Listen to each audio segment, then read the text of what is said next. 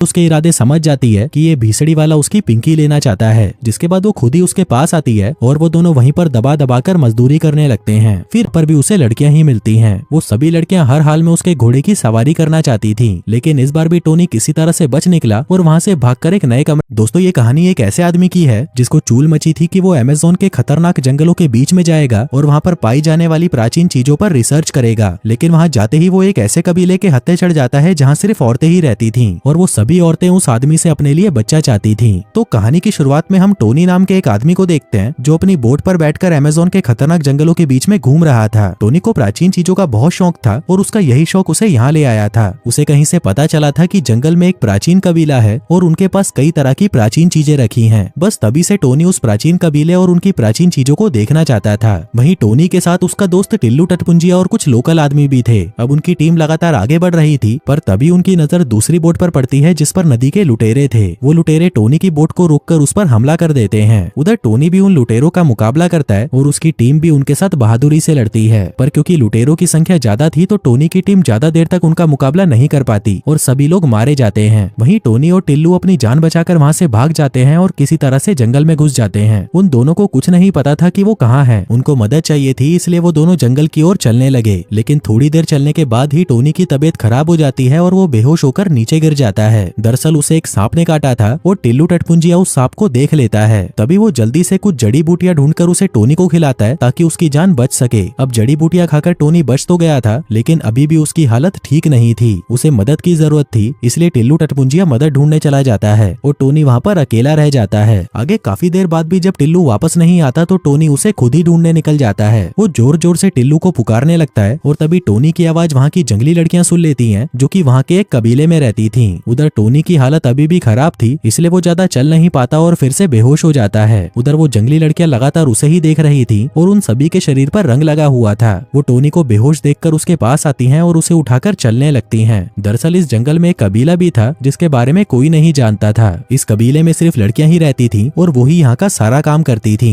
हम देखते हैं कि टोनी को जिन लड़कियों ने उठाया था वो भी इसी कबीले की थी और वो टोनी को उठाकर अपने कबीले में ले आती हैं। आगे टोनी को जब होश आता है तब वो अपने सामने नताशा नाम की एक लड़की को देखता है। नताशा उसे दवा पिलाना चाहती थी और उसके कहने पर टोनी वो दवा पी लेता है। फिर वो खड़ा होकर आसपास देखने लगता है और नताशा से उसका नाम पूछता है। नताशा उसे अपना नाम बता देती है और साथ ही उसे ये भी बताती है कि वो 4 साल पहले इस जंगल में घूमने आई थी, लेकिन एक दुर्घटना की वजह से वो इन कबीले की लड़कियों के हाथ लग गई, जिसके बाद उन लड़कियों ने इसे अपने कबीले में शामिल कर लिया। अब वो दोनों बातें कर ही रहे थे कि तभी वहाँ पर कुछ लड़कियां आकर एक टब रख देती हैं। अब इससे पहले कि टोनी कुछ समझ पाता वो लड़कियां उस टब में पानी भरने लगती हैं, लेकिन टोनी को अभी भी कुछ समझ नहीं आ रहा था। तभी वो सारी लड़कियां टोनी को पकड़कर उसके कपड़े उतारने लगती हैं। वो उसके सारे कपड़े उतारना चाहती थी, लेकिन टोनी किसी तरह से उन्हें रोक लेता है, जिसके बाद वो टोनी को ऐसे ही टब में फेंक देती हैं और उसे नहलाने लगती हैं। वहीं टोनी की आवाजें सुनकर बाकी लड़कियां भी वहाँ पर आ जाती हैं और वो सभी टोनी को देखकर हंसने लगती हैं। वहीं टोनी को उन लड़कियों पर गुस्सा तो आ रहा था, लेकिन वो बेचारा कुछ कर नहीं सकता था। दरअसल वो सभी लड़कियां टोनी के साथ मजदूरी करना चाहती थी, लेकिन टोनी उनसे डरा हुआ था और उन्हें खुद से दूर कर रहा था। पर जब वो लड़कियां टोनी के साथ जबरदस्ती करने लगती हैं, तभी टोनी किसी तरह से खुद को बचा लेता है और वहाँ से भागकर दूसरे कमरे में आ जाता है, लेकिन वहाँ पर भी उसे लड़कियां ही मिलती हैं। वो सभी लड़कियां हर हाल में उसके घोड़े की सवारी करना चाहती थी, लेकिन इस बार भी टोनी किसी तरह से बच निकला और वहाँ से भागकर एक नए कमरे में आ गया। उसने देखा कि उस कमरे में शातिर शैंकी नाम का एक लड़का था और कई सारी प्राचीन चीजें पड़ी थी। फिर टोनी जब उससे उन चीजों के बारे में पूछता है तब शातिर शैंकी उसे बताता है कि मैं इस जंगल में 10 साल पहले आया था। दरअसल मैं जंगल में रास्ता भटक गया था और तभी अचानक इन लड़कियों ने मुझे पकड़कर कैद कर लिया। मैंने भागने की भी बहुत कोशिश की, लेकिन कभी भी सफल नहीं हो पाया। अब उसकी बातें सुनकर टोनी उससे इन प्राचीन चीजों और कबीले के बारे में पूछता है। शातिर शैंकी उसे बताता है कि ये सभी चीजें सोने की बनी हैं और ये इस कबीले में पिछले कई हजार सालों से हैं। जिसके बाद वो टोनी को कबीले के बारे में बताता है। कहता है कि इस कबीले में सिर्फ लड़कियां ही रहती हैं और वो एक टाइम पर सिर्फ एक ही आदमी को इस कबीले में रखती हैं, क्योंकि इस कबीले का मानना था कि अगर एक समय में 2 या 2 से ज्यादा आदमी इस कबीले में रहें तो ये कबीला श्रापित हो जाएगा और यहाँ की लड़कियां सिर्फ उसी आदमी के साथ मजदूरी करती हैं जिसको वो कैद करके लाती हैं और वो सभी लड़कियां उसी के बच्चे को जन्म देती हैं। लेकिन अगर पैदा हुआ बच्चा एक लड़का होता है तो उसे उसी वक्त मार दिया जाता है और अगर वो लड़की होती है तो उसे पाल पोसकर बड़ा किया जाता है। शातिर शैंकी बताता है कि मैंने भी कई लड़कियों के साथ मजदूरी की है और मेरे भी कई सारे बच्चे हैं, लेकिन अब मैं कमजोर पड़ चुका हूँ और अब मेरे घोड़े में इतनी शक्ति नहीं है कि मैं उनको और बच्चे दे सकूं। इसलिए अब ये जिम्मेदारी तुम्हारी है। तुम जितना हो सके उतनी लड़कियों की पिंकी बचाओ और उनके बच्चों के पिता बनो। इसी दौरान नताशा उसके पास आती है और शातिर शैंकी को अपने कमरे में जाने को कहती है। उसके जाते ही टोनी नताशा से बात करने लगता है, पर तभी नताशा उसे कहती है कि मैं तुमसे ज्यादा बातें नहीं कर सकती। और इसी बीच बुलबुल नाम की एक औरत भी उनके पास आ जाती है। हम देखते हैं कि नताशा इस कबीले के बाहर की लड़की थी, तो वो टोनी से ज्यादा बातें नहीं कर सकती थी। वो यहाँ पर बस एक नौकरानी थी और उसका काम साफ सफाई का था। अब नताशा को टोनी के साथ देखकर बुलबुल को गुस्सा आ जाता है, लेकिन नताशा को उसके गुस्से का पता चल जाता है और वो टोनी को बुलबुल के पास जाने को कहती है। वहीं उसकी बात मानकर टोनी उसके पास चला जाता है ताकि वो उसका गुस्सा शांत कर सके। पर तभी नताशा उसे कहती है कि तुम्हें इसके साथ मजदूरी करनी होगी, तभी जाकर इसका गुस्सा शांत होगा। अब उसकी बात सुनकर टोनी उसकी तारीफ करने लगता है और कहता है कि तुम्हारी चूचियां तो बहुत बड़ी हैं। वहीं बुलबुल भी अपनी चूचियों की तारीफ सुनकर खुश हो जाती है। अब इससे पहले कि वो उसके घोड़े की सवारी करती, वहाँ पर कुछ और लड़कियां भी आ जाती हैं और टोनी को पाने के लिए बुलबुल के साथ लड़ने लगती हैं। वो सभी लड़कियां टोनी के घोड़े की सवारी करना चाहती थी, इसलिए वो सभी आपस में ही लड़ने लग जाती हैं और वहीं टोनी उनसे बचकर निकल जाता है।